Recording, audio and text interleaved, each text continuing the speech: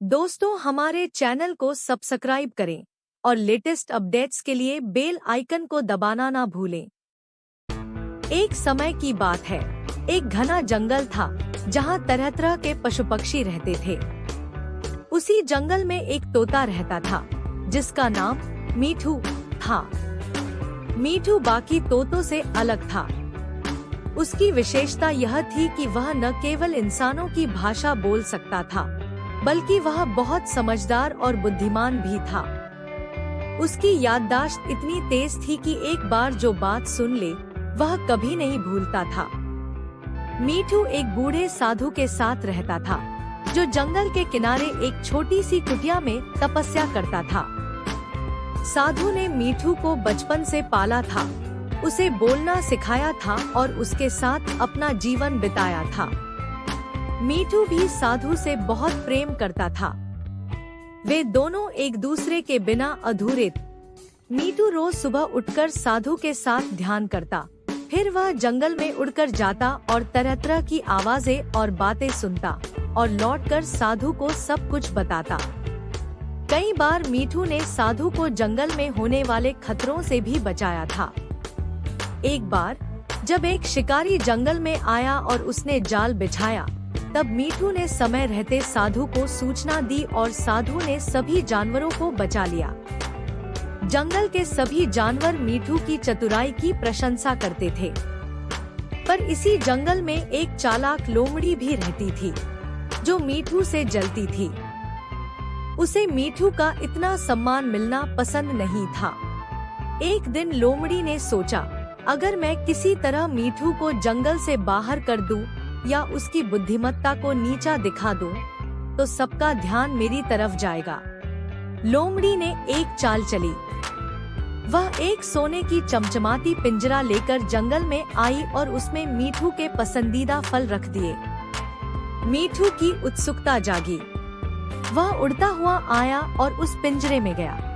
जैसे ही उसने फल खाना शुरू किया, पिंजरे का दरवाजा बंद हो गया।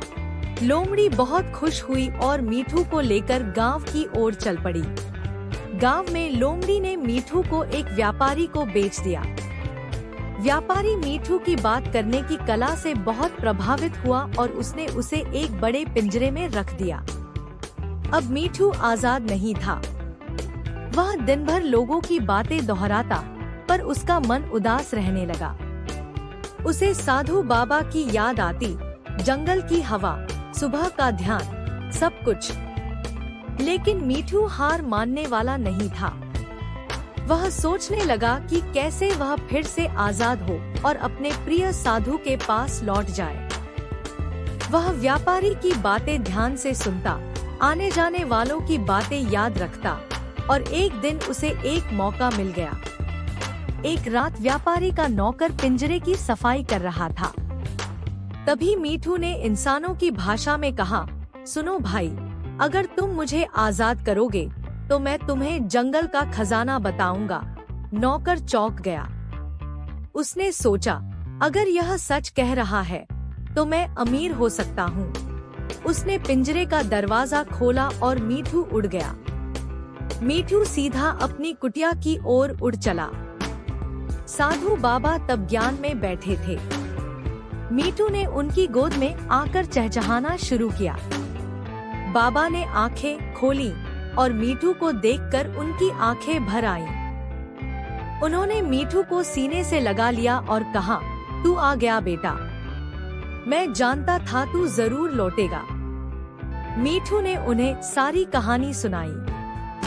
साधु बाबा ने कहा, तुमने धैर्य, बुद्धिमत्ता और साहस से काम लिया। यही सच्चे ज्ञान की निशानी है। फिर उन्होंने मीठू के लिए जंगल में एक छोटी सी सुरक्षित जगह बनाई जहां वह आराम से रह सके। उधर जंगल में लोमड़ी को जब पता चला कि मीठू फिर से लौट आया है, तो उसकी सारी योजना असफल हो गई। अब कोई उस पर विश्वास नहीं करता था। मीठू फिर से जंगल का सबसे चहेता बन गया।